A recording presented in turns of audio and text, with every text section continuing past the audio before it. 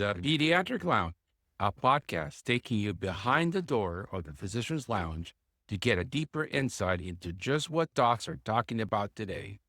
From the clinically profound to the wonderfully routine and everything in between. Morning, George. It's Tuesday morning, and we have another great guest in our podcast today.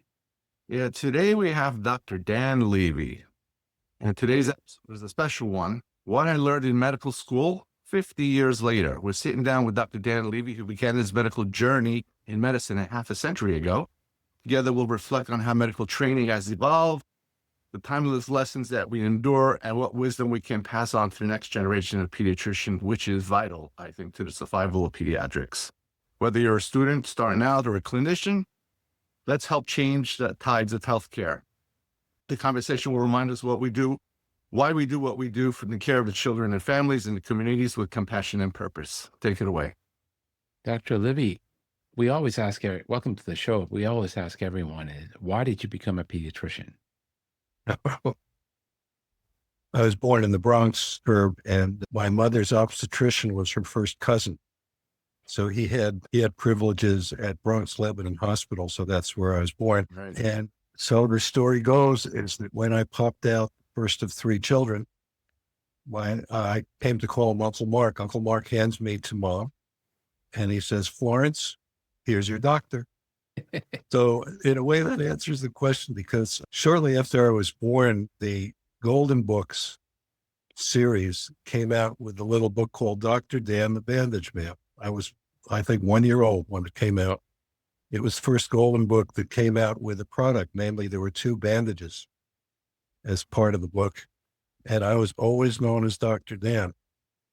As far as pediatrics goes, I had the good fortune to go to the University of Rochester for both college and medical school.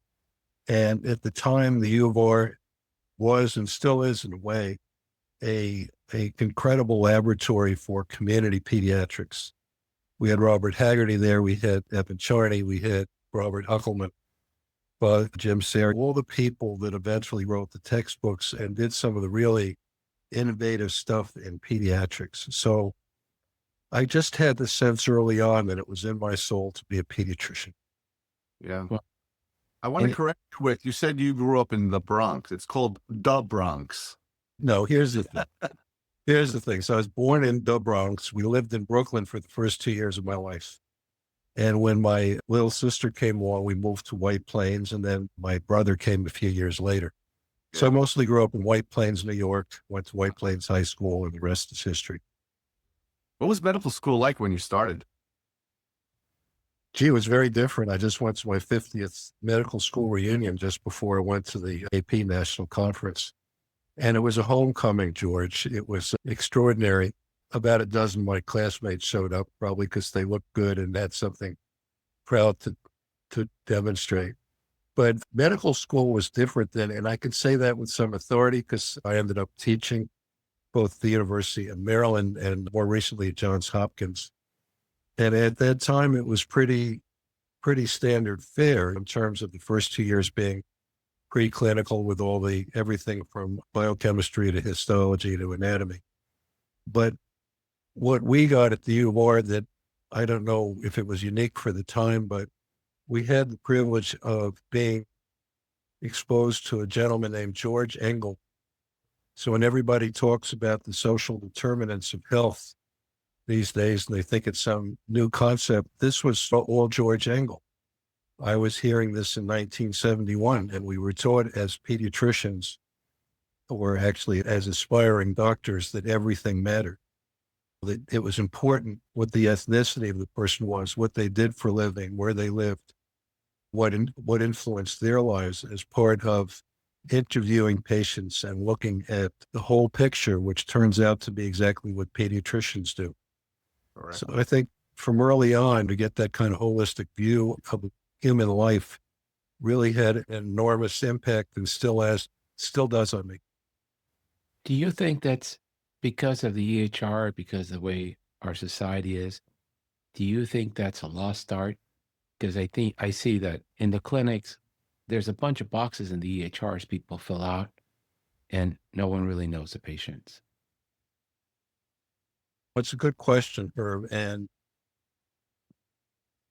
so at one point, I guess I said it is, but I don't think it is anymore.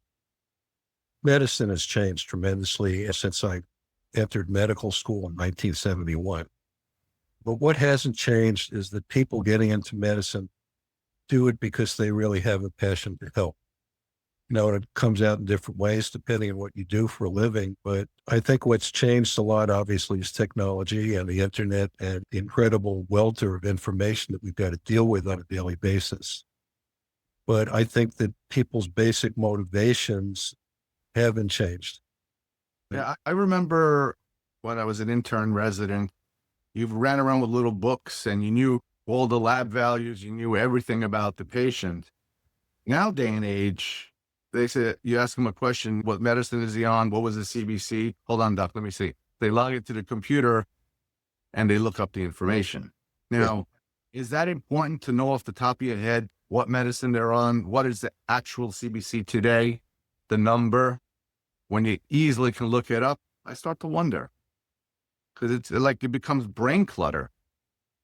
At the University of Rochester, they insisted that you not refer to the chart. In other words, if we were involved at least in some way in patient care right from the beginning, even though not deeply until maybe the third year, but we needed to know the chart.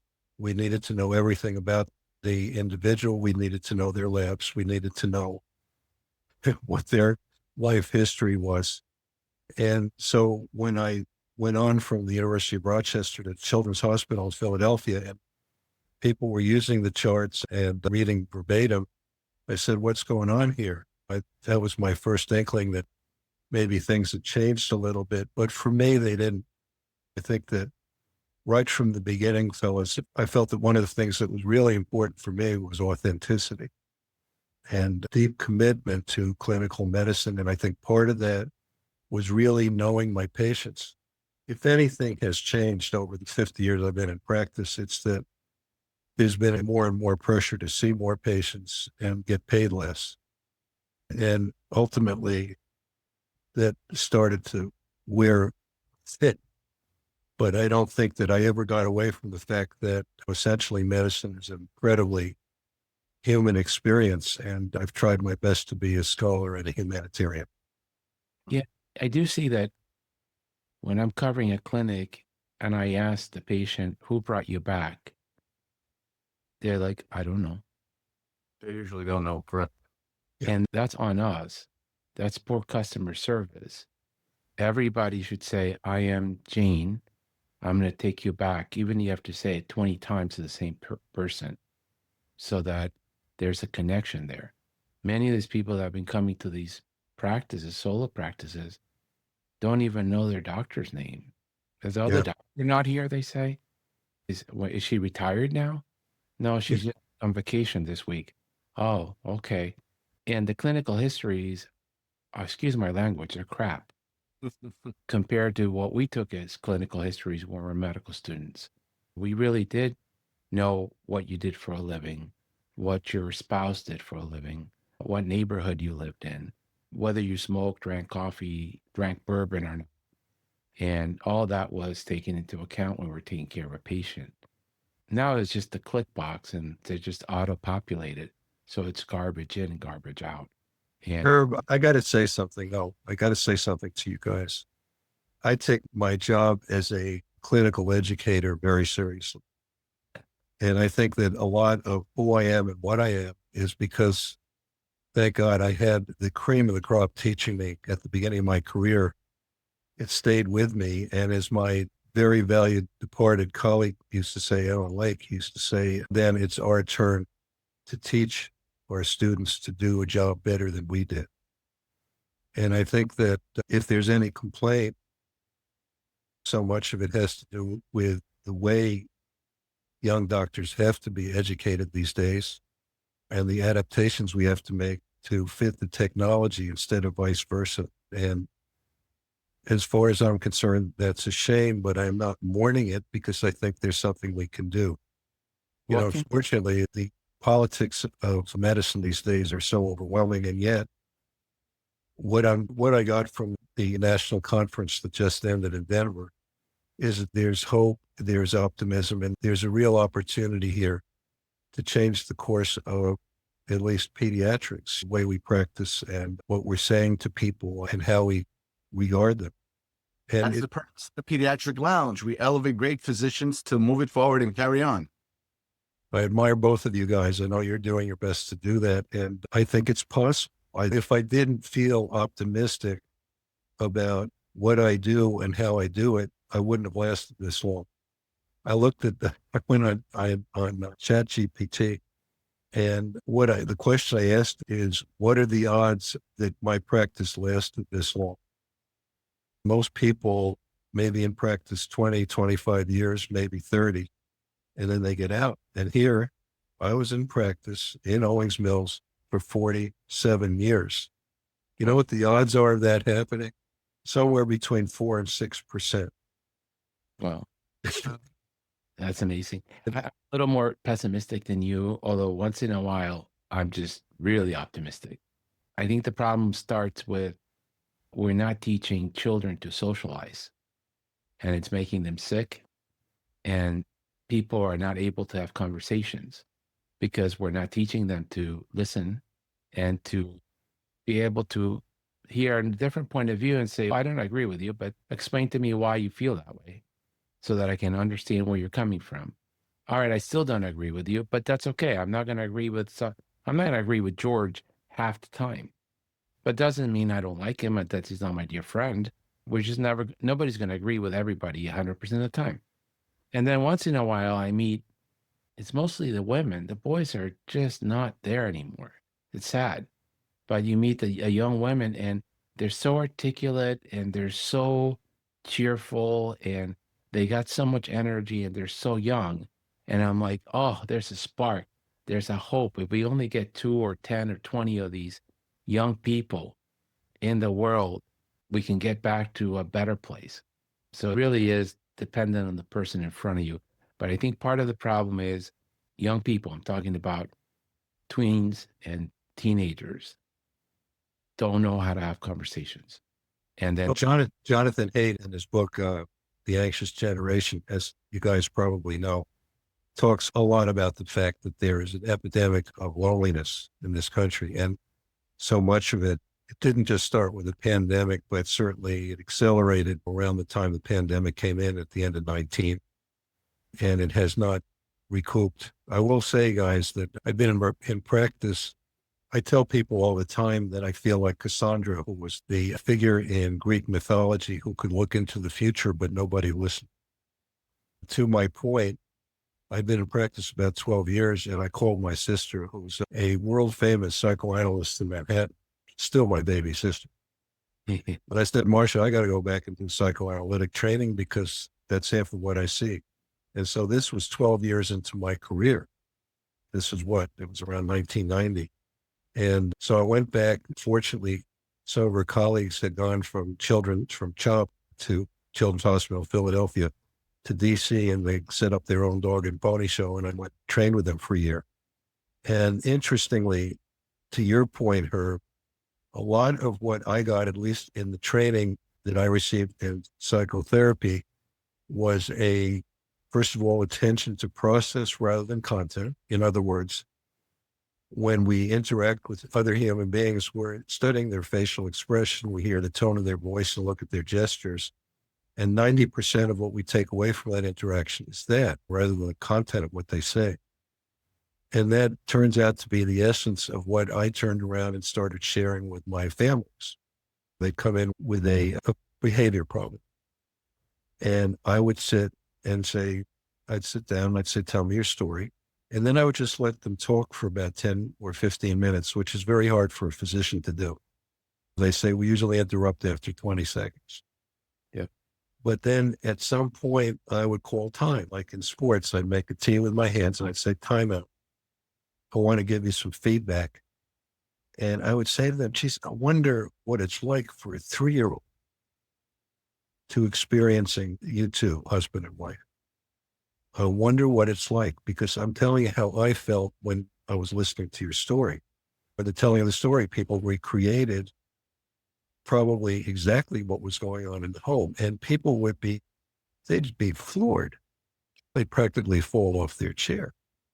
So a lot of it is that I think that part of it is that life these days is almost like a sensory deprivation chamber where you're deprived of that very process, that very in-person process of reading faces, of paying attention to process rather than content, facial expression, tone of voice, gestures, and so on. You got to be there. Televisits don't substitute for that. You got to be there. And I do think that spills over to the clinicians that we're training these days.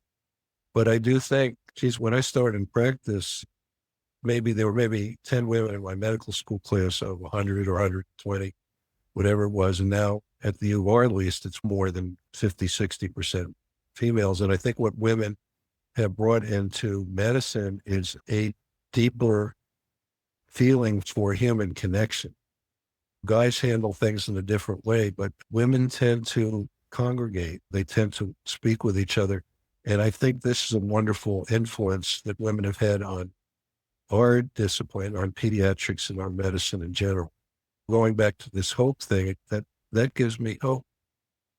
I can't tell you how I felt after the national conference this year, guys, because having just closed my practice after all these years, I needed a little bit of a boost. Yeah.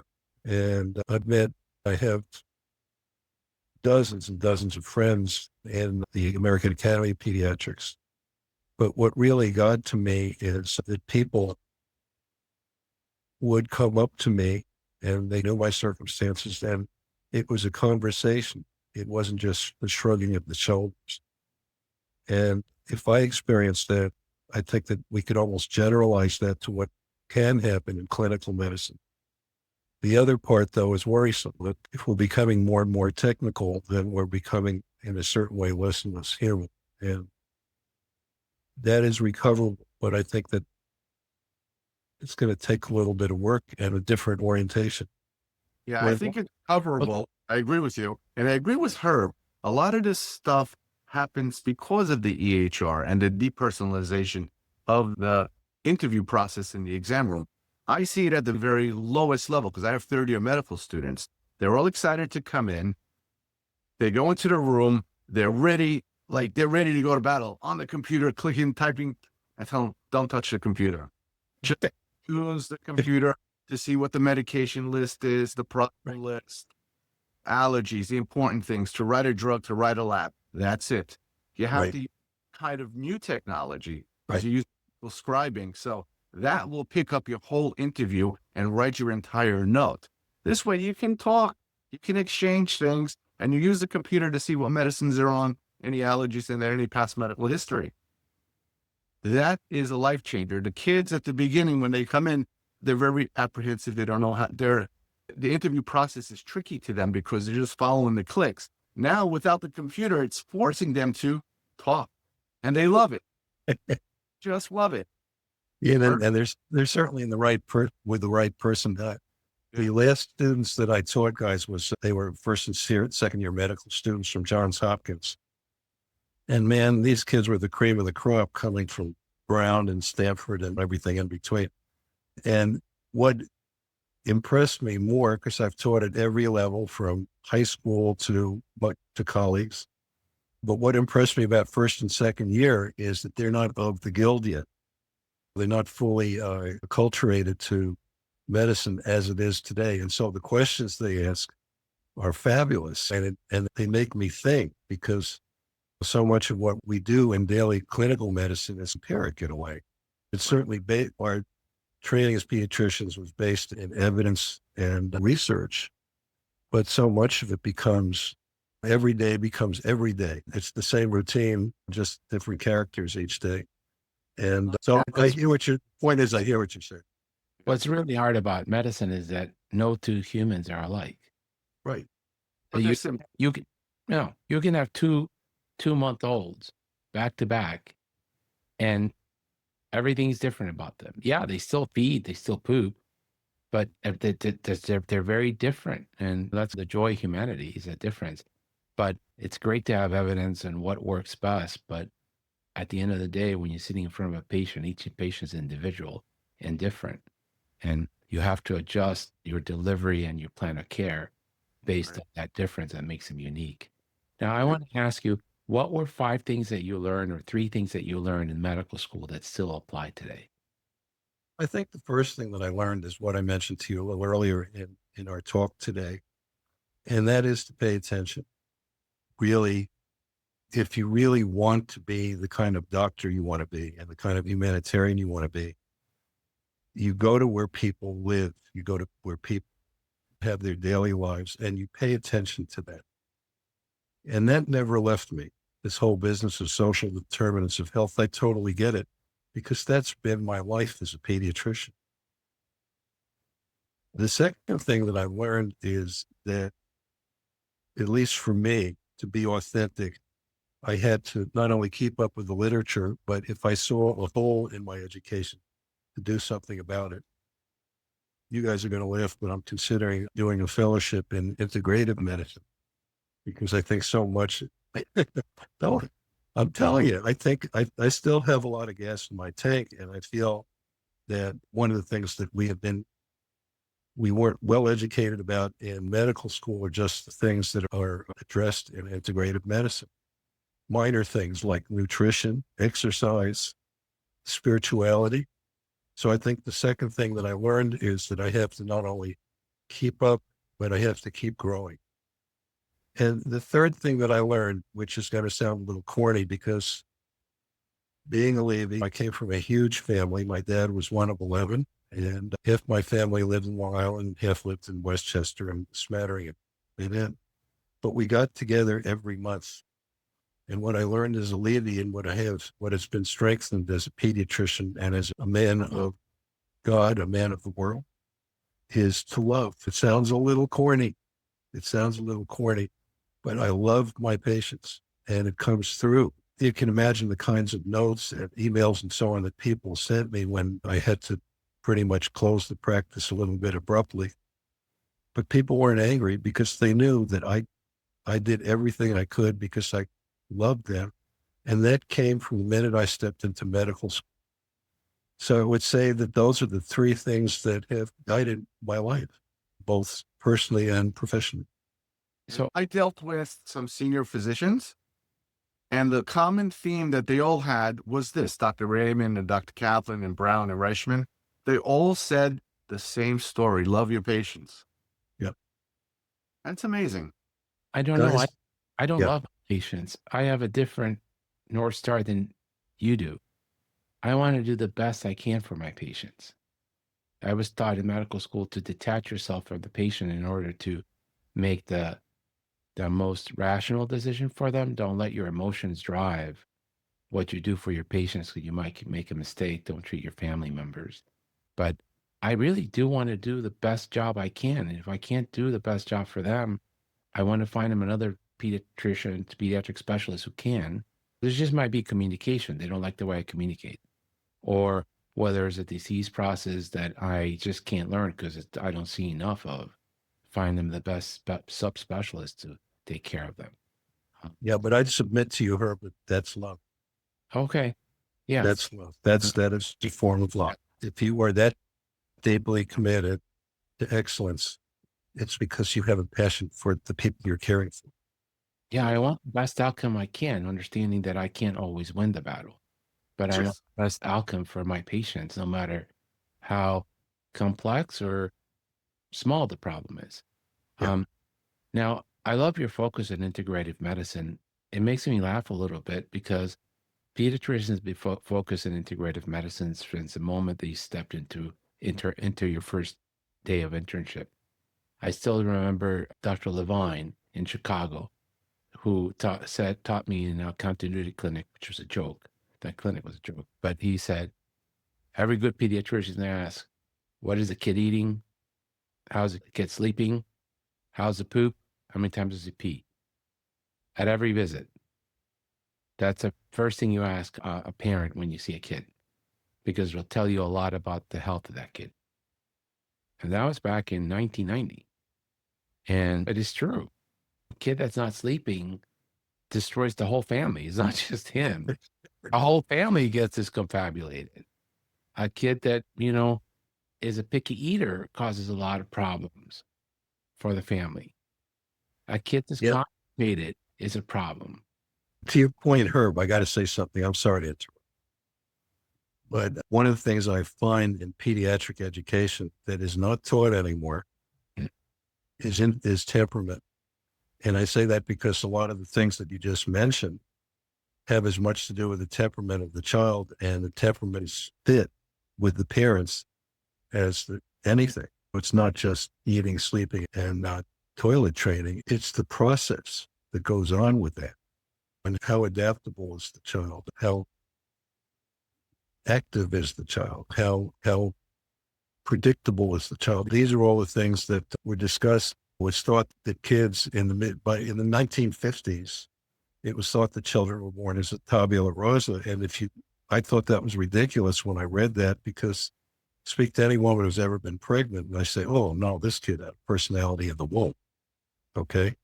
And then along came Chess and Thomas at NYU, and they did all this research on infant temperament, and they identified distinct temperament types, which has been refined since then.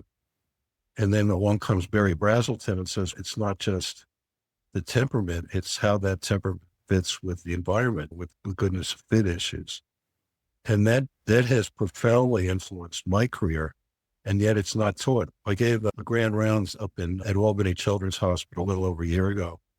And the audience was predominantly trainees. Most of the attendings were online.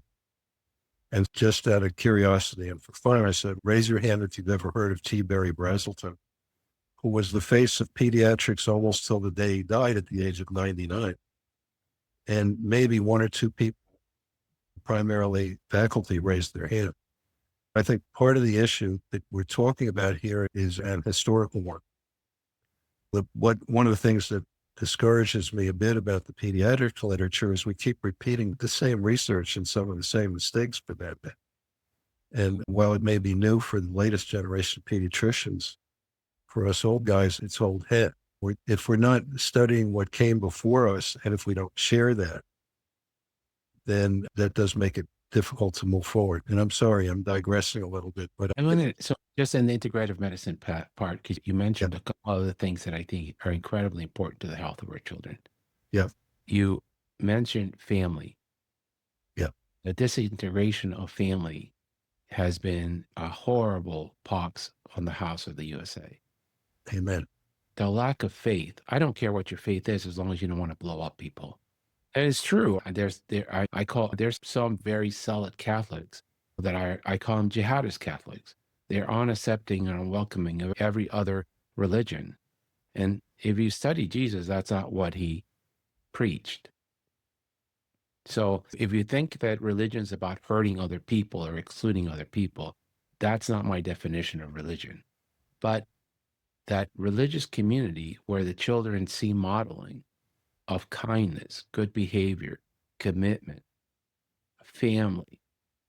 We can't, in the exam room, I don't have a pill to replicate that. That is something that community has to do. And I beg us people. Herb, I beg to differ on that, and I'll tell you why. By the end of my practice, I had immigrants from 105 countries. And the way I knew that is that every time they came, we had a map that took up a whole wall of the waiting room. And we'd put a heart on the country when we knew where the people came from. And I'm saying this because one of the things I made an effort to do, again, to your point, is that if we had families from 105 countries, the cultures, the language, the way people ate, the way people thought about their children was fascinating and very different. And I learned from each one of these families. But one of the things that I tried to do, I grew up in a home where my mother spoke 12 languages. Yeah.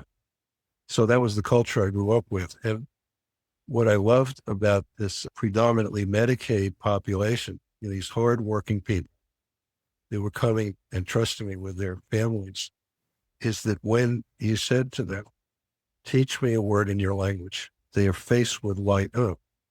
And the word most often that I would ask them to teach is, tell me how to say thank you. The word in Swahili for thank you is asante. I can go on with this, but the point I wanted to make goes back to one of the questions you asked me early in the interview, which is, what did I learn early and what's kept me going? And it's the love that we talked about is showing interest in people's lives. It's not just how many times did your kid take a crap today or what is he eating? Because what he ate is not stuff that we're used to in this country sometimes. But what is universal is the word thank you, the word, that I really appreciate that you brought your child to me and you trust me with his care, and I'm going to do everything possible, as you just said, Herb, to do the right thing by your child. I'm going to do everything I can. And unfortunately, sometimes it doesn't work out, but at least people want to know that somebody's listening to them and somebody cares. And I think if anything, in medicine today, it's all urgent care. He can get out. Episodic, not longitudinal relationship-based care. So what 3 things did you learn in medical school that you look back and we were so wrong? Like, it makes you laugh. Things that you might have learned in medical school that today does not even remotely apply. Like, the earth was flat. No, really, it's round. That's a tough one. That's Yeah. a hard one because I went to the medical school I attended. It was the only one I knew, for instance, that didn't require the MCATs, the entrance exam that everybody took. And yet I went to medical school with the most extraordinary group of people. At least half of them were Phi Beta Kappa. They came from all kinds of incredible colleges and so on. But I can't say, But okay, I can't look back and say that there were anything negative. peptic ulcer disease, we treated it with milk, antacids, and diet. Oh, yeah, sure. Of course. And I it's an think, infectious disease. yeah, no, I think What else like that? What else was that at the time, the knowledge in medical school was this disease is this, and you do that. And now 50 years later, we know, no. as a behavioral pediatrician, the first thing that comes into my mind is autism. And our understanding of autism back then was that we were just coming out of a time when parents were to blame. Parents were blamed for how their kids came out. And we learned so much more. And obviously that's still an evolving field, but we're understanding now that it's multifactorial. It has certainly nothing to do with Tylenol or vaccines. There's a large part that has to do with genetics, and it has a lot to do with epigenetics, the impact of the environment on the genes that probably ended up in the child being on the spectrum. So I would say that the way we look at different diseases, it's not that it's laughable, it's just that our knowledge, fortunately, knowledge has gone forward. The way we treat asthma. Yeah. Albuterol syrup.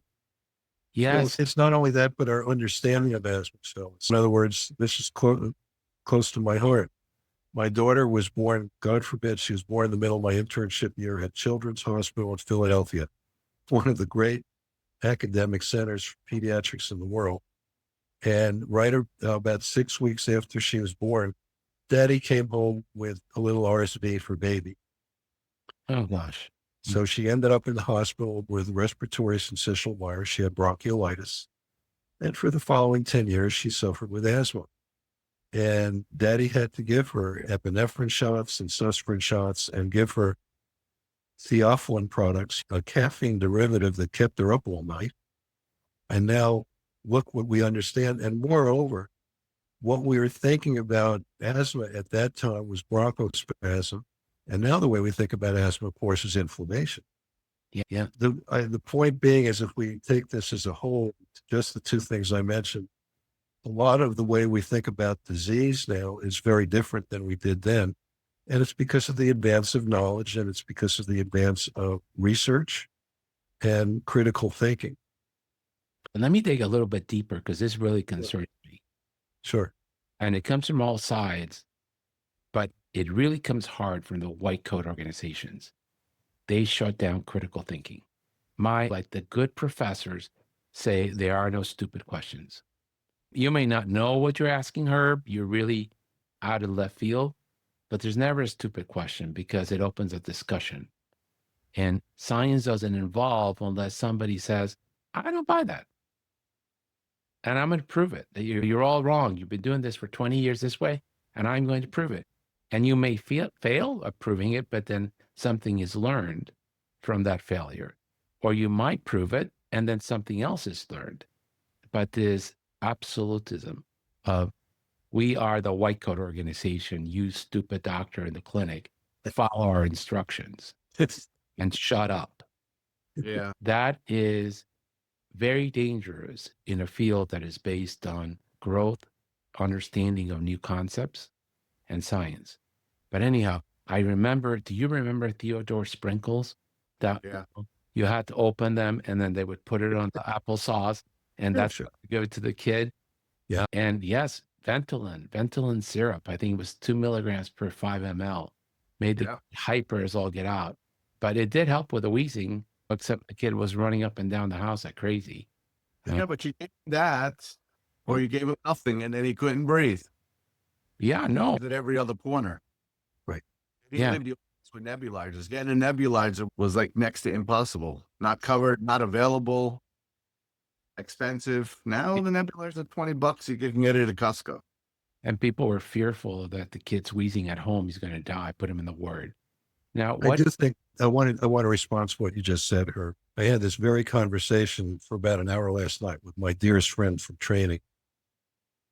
And he said the exact same thing you did. And again, I have to keep coming back to the same of who is your mentor, but how thoughtfully are you being educated? And when I was a resident at Children's Hospital, there was I hate to use the term, but there was a term we used called pimping, where basically the senior residents or possibly even the attending made it a point to try to embarrass you. You hadn't read this and hadn't read that, or it wasn't that you didn't know about the patient, it's that you didn't know about whatever the literature said about a subject. And here, these were the days when I was working 110 hours a week and sleeping the rest of the time. There's no opportunity to do that. To think critically because I was so damn tired. But it's a theme that I have, not just as an educator, but also as a pediatrician and as a man, that what I'm concerned about now is that 54% of Americans can't reach the 6th grade level. And in the city of Baltimore, as I'm sure this is true in many large cities and possibly in rural areas as well, that fully a third of Baltimoreans are illiterate. They can't even read it at 4th grade level. Mhm. So I think that part of critical thinking is the capacity to read and digest what you're reading. A second piece of it, unfortunately, there's been in the administration in Washington, a de-emphasis on the impact of the environment on society, particularly our children. And as a certified lead expert for many years, I think that one of the things that so many environmental toxins do, and this goes back to the integrative medicine part, is that they have an effect on the brain to diminish the capacity to think critically and to deliberate. If I look at these lead poison kids, the novel testimony I offered in God knows how many depositions is that it robbed lead, poisoned the brains to the point where these people couldn't make a good decision. So many of them were impulsive and had very impaired prefrontal cortex operation simply because they couldn't think. So one of the central themes of my practice has been literacy. I adore the Reach Out and Read program, which was started in the late 80s up in Boston. It has spread quite widely. And even when I wasn't getting money from the program, I was just going out and buying books and distributing a book at each checkup between 0 and 5 years of age and saying, look, sit and read to your kid. And here in Maryland, Kenny Tellerman and Dr. Wilmsfleet have put together a program called Treehouse, where they are teaching people how to read to their kids. Yeah. Teaching them how to read their kids and teaching Wait, them critical thinking. now you can't give away books to people. You know how many kids in the exam room that they're coming in with the iPhone? They're 1 year old and they're using the iPhone. Everybody says that's a good thing. I think it's a terrible thing. Take the Yeah. phone away, they have like meltdowns. Yeah. That's problem starts. I hear you, George. Amen. I hear you. I was downtown in DC Saturday night on a panel, and the building where the discussion was being held is now called the Word Museum. And I was walking around because it's a very old building. It's been there since 1865. And I came to this corridor at the end of the staircase, and it said this building was a innovation school built in 1865 with the theory that without free universal education, democracy can't thrive. It's on the wall. It was a school that a pilot school to prove that educating children universally is how you sustain democracy. And I wanted to share that because of what you're saying, that literacy is so important and we're not paying attention to that. And you can do a little bit with giving them books, telling the parents how important it is to read to the kids, stay off the screens. But to me, that's public health, and that's a role of government to make sure that you have a well-educated populace, because the white coat organizations are right, the fascists are right, the communists are right. If 70% of your population can't read and write, they really can't participate in democracy. So you need an authoritarian government that dictates to people how to do things, when to do, and how they should behave, because they're basically like wild animals. They just they can't make choices for themselves. But the solution to that is not to double down and silence people. The solution to that is triple down and educate people and demand that communities like Baltimore, some neighborhoods in DC, Detroit, New York City reform their school systems so that we have educated young adults with practical skills. Not everyone needs to go to college, but with practical skills that they can live a solid middle class existence and be happy and well adjusted. That's where the change needs to happen. I don't know how we do it, but it is not sustainable to have this number of illiterate people in a democracy. I'm so glad you said that. And so you asked me, what are the three things I remember that are now considered incorrect? And if I was jaded, I would say that the third thing that I learned is that being a doctor meant something. But I feel more strongly than ever that as physicians, and particularly as physicians for children and adolescents, we are the voice of reason. And part of that is exactly what you just said, that I'm constantly talking about reading to your kids. When I was a kid, I was allowed to watch TV 1 hour a week. And it was usually the Ed Sullivan Show. It was just a program that came on Sunday evenings. But it gave me a love of books, and it gave me a love of variety in my life, and it gave me a love of innovation, and it gave me a love of travel, languages, and all the other stuff. And I think it's harder and harder to recover that mindset. But I am not going to take the jaded view, as so many do in our profession, that we're burning out. We don't mean anything anymore. We do. I think we do. Yeah. People get excited when they see the doctor, when they go into the room. I say the pediatrician is the most popular physician of all. Everybody loves the pediatrician. Still true. Yeah. Still true. Oh, let's change direction. You guys are getting a little too. No, I have another comment. So, Too heavy. Looking back. So, wait, George. I have another question. This is very interesting. Syrupy. See, so, what I find fascinating is that all this political hatred, right?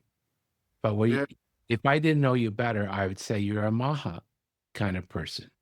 You're concerned about with environmental exposures and how they affect the growth of a child. You're concerned with nutrition and how they affect the mental well-being of a child. And so I think that things are so complicated because, yes, lead is very toxic. Yes, parents should be concerned about what chemicals we're putting into their child's arm. And a good doctor finds a balance of what is the safest approach for anything that I do in a child, and I get the most quality out of the intervention. And that sometimes may be vaccines without thimerosal, because the thimerosal doesn't really improve the efficacy of the vaccine. So why put it in there? Do a single shot. Why are we even talking about it? It's been out for 10 plus years. It's been out of vaccines. Why are we even talking about this? Because it's politics. If we were just more able to say, yeah, nobody wants to have their kid with a low level 20. Yeah. There's no one. It's not good for your brain. That no one wants to have an anemic kid at 18 months of age because it's not good for their development. So it hurts when you prick their finger for the hemoglobin, but it's better than robbing them of the capacity of learning. So you check the blood. So you check the blood, right? Yeah. Not a big deal. But As George said a minute ago, people love their pediatrician. And there's good evidence. This is evidence-based research that the one person that folks listen to the most is their pediatrician. Yeah. There was an op-ed piece that you may have seen in the New York Times a few days ago, written by a woman named Reich, R-E-I-C-H. And I have a letter coming out at the Times commenting on what she said. And she points out that parents are confused these days by the welter of information they're getting, what's true. And so much of it is because, as is commonly said these days, the anti-this and the anti-that are flooding the zone with misinformation. that's right. Of course, I've always been a Maha type guy, but so have you. And so have all of us. We are about what's best for children. I also Right. think that vaccines, in my lifetime, I've seen diseases eliminated that I lost patients too early in my career. That's right. Correct. That's Correct. right. But there's always polar extremes, like we talked about in religion. There's people that are zealots. That's not our true north. But there's slivers and truth on almost any point of view that you can maybe plant it and grow a good tree with it. So it's important. Now, give me one or two things that you learned at CHOPS that has not changed. That was not a happy time in my life. I was relatively newly married. I had a brand new baby to support on $12,000 salary a year. I was never fully awake to fully enjoy Andrea, my oldest. Were you on every other night, like at Hopkins? Yeah. It's worse. We did her, but we did bad. I know we did terrible, but they were on every other night. They were worse. Yeah. Yeah. It was every other, or maybe every third if we were lucky. Yeah. And 12-hour shifts. so then- what I can say is this. I spent 2 years at CHOP because back then the place to go for community pediatrics, if you wanted to do what I ended up doing, was, of all places, Sinai Hospital in Baltimore, where Evan Charney and a whole cadre of people from Rochester had gone to set up this experimental training program that ultimately resulted in people like me who really had a deep commitment, not just to children, but to communities and to all things related to the health of children. So a lot of the lessons that I learned at CHOP, I was probably a crackerjack technical pediatrician just from 2 years I was there. I had no trouble passing the boards the first time. Didn't even study for it. But most of the lessons I learned were negative in terms of what not to do in trying to cultivate the next generation of pediatricians. And believe me, I had wonderful classmates there. Again, just like at Rochester, I had the cream of the crop that I trained with and still stay in touch with some of them. And technically, I came out knowing what to do and how to save lives and all that cool stuff. But my real education started, honestly, when I got to Baltimore. It started when I was born. But my real education as a pediatrician started in medical school It took a little bit of a hiatus in a certain way at Chubb, even though I learned all the technical stuff. And it really started blossoming when I was around people who were the real thinkers that it was possible to be a pediatrician, but it was also possible to be a clinical researcher. This is when the PROS program came out, Pediatrics Research in Office Settings, which was the genius of Robert Haggerty at Rochester and was implemented by Evan Charney at Sinai. So I became a researcher. I became a teacher. I became an administrator as chief resident. Those are all the things that I took away from my year. Actually, it ended up being almost 2 years at Sinai. So Is Sinai on the way as you enter Baltimore? You're on the ramp. Is it on the left? I've been to that one hospital. There's a Sinai hospital there. if you're coming from the north, it's on the right. So Sinai is in the city of Baltimore at the I'm time. coming to DC, and as you're going into Baltimore proper, where the harbor. It's northwest. Yeah.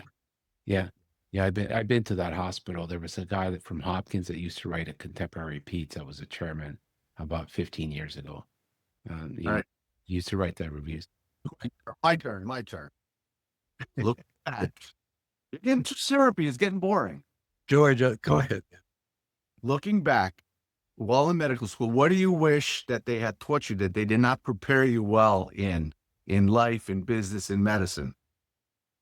I went to medical school and came out as an idealist, but they didn't teach me a damn thing about how to run a business. That's where And I know that it's something that you've gotten very good at and something I admire a lot, George. But I think that what I ended up doing through my career is trying to, once I went out on my own after 6 years with the group, I would say that I was learning from the school of hard knocks, and I had plenty of them in the 50 years I practiced, particularly in the 40 that I owned my own practice. So and the irony was that there was a movement afoot when I was at Chubb as part of the third year of training, if I had stayed there, that you got some training at the Wharton School of Business at University of Pennsylvania.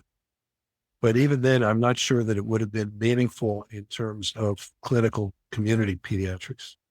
I think just day-to-day activities, how to 99213, 99214. They don't even know that, the medical students. I try to teach the students a little bit of CPT coding, a little bit of when you graduate, you probably should get disability insurance, own occupation, disability insurance, maybe a little life insurance when you buy a house. They're totally clueless to this stuff.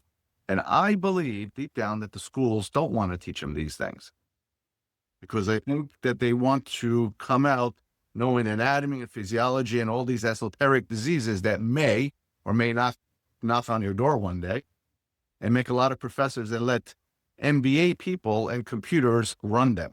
And that leads to loss of autonomy, physician burnout, and people that are disgruntled and jaded. When I was president of the Maryland chapter of the AAP, George, I made it, I had certain goals, and one of them was to get around to the different training programs and speak to the residents about how to look for a job. And when I got to that part of the talk about business sense, at least the general sense of what contracts were about and coding and all the other things that we got to do, invariably I got the 1,000-foot stare. And it's not that people didn't want to do it. It's the most imposing and unmedicine-like part of our job. And yet, if you don't know that stuff, it's hard to make a living. What people mostly end up doing anyway is becoming employees. But even then, you need to have a sense of how the business runs and how it makes money, and how you choose a practice that knows how to run a business and do it in a way that's favorable to both patient and physician. Yeah, but if I'm a hospital administrator, I don't want you knowing those things. Of course. If I'm an administrator, I want you to do as I say. I don't want people like Herb. They're disruptive. I get kicked out of any large organization because that doesn't make sense. Why are you doing that? Yeah, no, because that's what we've been doing it for 40 years. So do it. If you don't do it, you're disruptive. Yeah. Hey, find another place to go. and they keep repeating their mistakes. And it's not good for the patients, and it's frustrating for the clinicians. So when you went to Mills, Maryland, it was a solid middle-class neighborhood. True. Initially, when I started in practice, fellas, I would say a very large percentage of my patients were highly educated. There was a point where I was caring for the children of literally 20 other pediatricians, not to mention other physicians and professionals. And it was an entitled group. They demanded a different level of care and access to me. And so as the years went on and I started in a group with 3 other gentlemen, you don't see that much anymore. And after being with them for 6 years, I decided to start my own practice just up the street. There was no such thing as restricted covenants at that point. And they said, oh, you're going to go out there and maybe you'll get 20% of your patients to follow you. And it was more like 80 or 85%. And my first month in practice was the busiest month I ever had. Wow. But at any rate, I digress. The fact is that Owings Mills has changed quite dramatically. And we have clear areas that had been farmland that have been built up to multi-occupant dwellings, or multi-unit dwellings, I should say. And we have a lot more.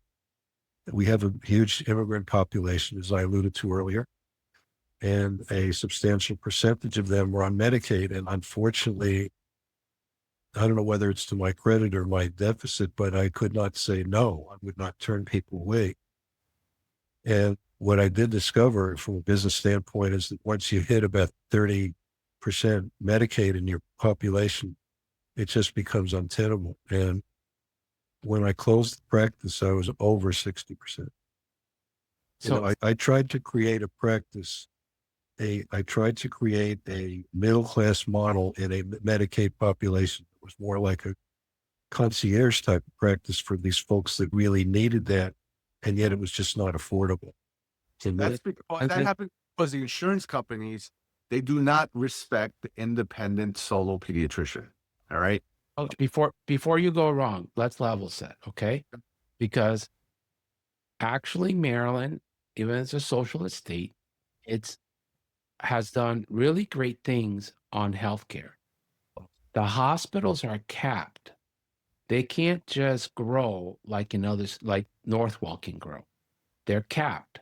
If they spend more, if they take more money than last year, but more than inflation, the government takes the money back. The pediatricians in Maryland get 100% of Medicare. Medicaid. Not quite, but we do better than most states. Medicare, they're doing really well, and they're not. No, they're not. And the surgical specialty. So Medicaid in Maryland on the surgical side cuts down the fee to a low percentage of Medicare. At the office level, it's almost on par with Medicare. And they don't have these laws that prevent people from opening standalone surgical centers, which are better quality and cheaper medicine for the patients, because the hospitals are not allowed to. So they've done a lot of things. But even when you're almost on parity with Medicare, which is what, and I know that Dr. Levy's friends with Dr. Perrin, I can't stand what he says. Even when you're almost at par with Medicare, if you not Medicare, nobody has parity with Medicare. Yes, we do not have parity. What are you at in Maryland? We're between 88 and 92%. That's pretty good. It's very good compared to most states. Virginia, well, but even with that, and even with, we were talking about teaching the third-year medical students about coding, George. Do you teach them about fudging? I think that we still have to do all these crazy things to try to get paid reasonably. And we, at least in Maryland, Medicaid is administered by managed care organizations, which are vast bureaucracies that keep a lot of the money for themselves. They're not correct. So I'm not bitter about anything. You guys had invited me to be in your program a few months ago, and it was when I was in the midst of the really difficult process of closing my practice down. And I have a different view now because I went through all the Kubler-Ross stages of grieving. Yeah. to accept that I've made an extraordinary contribution in many different ways to the community. But the one way that was so frustrating to me is not being paid adequately to do the job that I felt I needed to do. I always knew the right thing to do, but invariably, either through time or lack of compensation or sheer exhaustion, I didn't. Yeah. So if I have any regrets at all, it's that I was placed in that position, unfortunately. Yeah. So I did witness some spreadsheets that now with all the transparency of fees, and I know how much for each insurance company, all the competitors are making, practices, hospitals, networks, systems, practices that used to be independent now are taken over by a system. It is unfair, I think, in my opinion, for an independent pediatrician like you to be paid less than a practice that used to be you yesterday. But because they're on their banner of a system, they paid 5 and 6 times more for the same 99213. That's wrong. Many levels are wrong.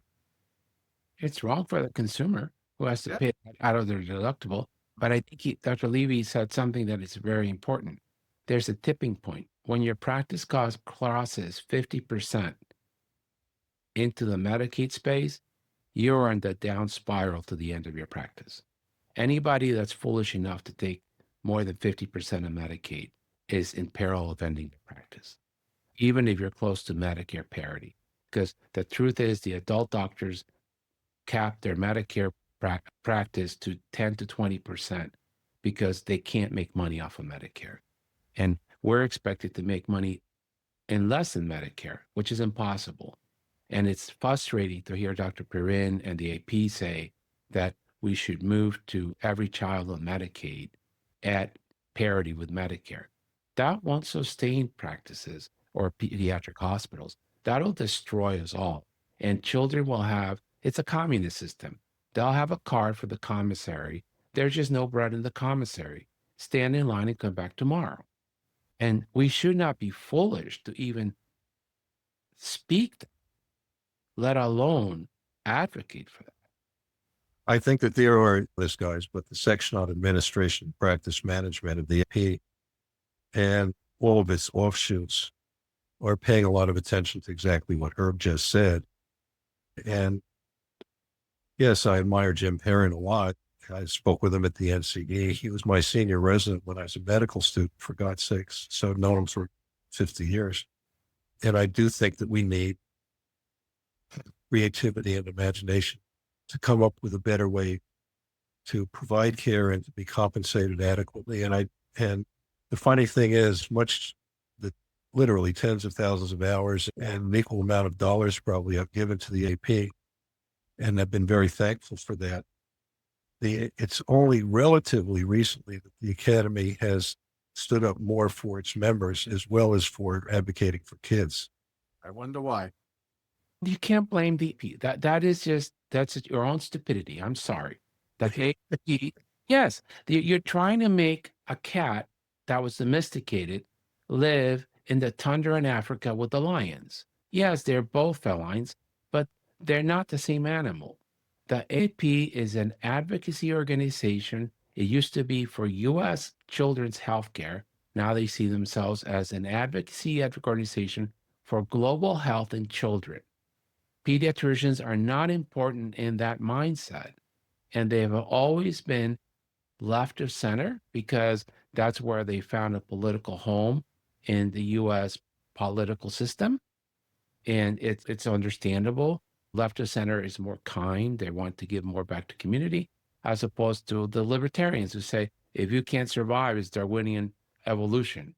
If you can't feed your family, well, that's on you. Nobody told you to have 5 kids. You made that choice. So obviously, you can understand why they're more aligned with the left than they are with the libertarians. It's a kinder way of treating society. But we don't have an association of pediatricians that advocates for employee physicians, that advocates for independent practices, that advocates for our profession as an association. And we don't have a college of pediatrics that looks at the evidence on clinical things and remains on a lane about this is the best way to treat diabetes. This is the best way to treat asthma. This is the best way to treat that. And these are the top 5 problems that affects the clinicians in the exam room with their patients day in and day out. These are level A and B evidence that control trials that inform you of how you do it. And you can complain about that, P. They're doing the job that their mission statement says. They're advocating for global health. So why are we paying membership as a pediatrician if they're not advocating for pediatrics? Because you decided to do that. It's like you can decide to go to the synagogue, to the church, to the temple, to the mosque, and donate money to that not-for-profit to do their mission. Or you can send money to Casita. Scott Krugman's got a Casitas in Honduras, and you can send money and they help children in this little town in Honduras who don't have access to care. But they're not going to advocate for my well-being. They're there to take care of those little children where they don't get health care. And the AAP is there to advocate for global health care for children. This would be it would certainly be an interesting topic to do as a separate program. I'm not sure how long. I don't want to get off on this because I'm not sure that's what you had me on for. No, but it's a truth because it affects us because they didn't I live by a very simple rule. Take care of the bomb first. Just like you're on the plane. They say, if the plane's going to crash, oxygen mask will drop. Put it on the adult first, then take care of the other people. Because if you pass out and you can't put the mask on the baby, you both die. And the AP did not learn that lesson 50 years ago. Put the oxygen mask on the pediatrician first. Because if you don't take care of the pediatricians, there is no advocates for health care in children. What I think, Herb, is that, first of all, I respect your point of view. The second thing, when I contribute to social media, and these days it's only LinkedIn, which seems to be the only civil one left. But what I argue for is respectful disagreements. I think that out of what you're saying, out of what we've talked about this morning, there are going to be solutions. There are people listening. I don't know. It seems that a lot of what's happening politically these days is unreasonable. And hopefully we can get back to some sort of homeostasis. But We need to get back I would welcome being on another program that maybe is a panel or something, because I think we should have various points of view from both sides of the aisle, if you want to call it that. But at any rate, I'm not sure how long this program is supposed to go today. Did we go over to we're a little bit over time, but that's okay. over? It's an interesting conversation with you. Here's one of my frustrations with the P. I've asked Martha Monti several times to come on the podcast. Well, Why? He won't. Why? well, He don't say why. He just won't. invite them. For that matter, I don't know that I've seen him on just regular media. No, they have a rule that the members of the executive committee do not do recorded interviews. Well, understood. Although God bless her, Sue Presley has really been out there. And yes, once Sue Presley became elected, what do they call it? The next president? She is the president now. The president-elect. Once she became the president-elect, she was no longer allowed to come on the show. We had to wait until Sandy Chung was no longer in the executive committee for her to come on the show. Same thing with Colleen Kraft. Same thing with Colleen Kraft. So Yes. as all people I admire, and I think they've done great work, I don't understand. I'm not that toxic. I don't scream at people that much. Really? You know, I don't, if I disagree with your point of view, I disagree, and that's okay. I don't know. Herb, I got some cramps right now. I don't know where. And I'm not quite sure what they're so afraid of me for. Would they think this is not Crossfire? George, when I come to visit your practice, I should bring my Gretsch Electromatic and we can jam a little bit. Excellent. Yeah. Excellent. What kind of music do you play? What do you think? Classic rock, heavy metal, all of it. One of the fun things I did with guitars, I took a year of blues, which is what I really love to sing and play. I've actually performed. Oh, wow. The ultimate. You know Russ? You guys know Russ Libby? Oh, yes, of course. Yes. I was just with him in Denver. I had to cut my trip short to Denver. But yeah, I was just with him in Denver. Yeah, he's cut some records and he's still taking lessons. God bless him. He's an amazing innovator. I'm not going to say he's older than me, but he still skis, he still bikes, he's an amazing photographer, he's a philanthropist, he plays music, and his mind is that of a 20-year-old. He's always Renaissance man for sure. he's always thinking about how's the world changing and how do I improve that change. Yeah. Yeah, he's an amazing human being. I love being around Russ because of the mentorship and also, but the innovation in his brain is never ending. Yeah. As he's an amazing guy. I was going to do something. Oh, so I think, as you said, I think that finally technology is coming to the point that's going to help clinicians. And things like open evidence, where you can pose a question and it gives you the references that you can cross-reference. You can go back to the actual papers and look at them for best practices. It speeds up the process of my learning and my being able to put into action evidence-based in the clinic. That's where AI comes in these days. Yeah, but you got to be careful, right? For medical questions, I only go to open evidence because it has access to a bunch of the major journals.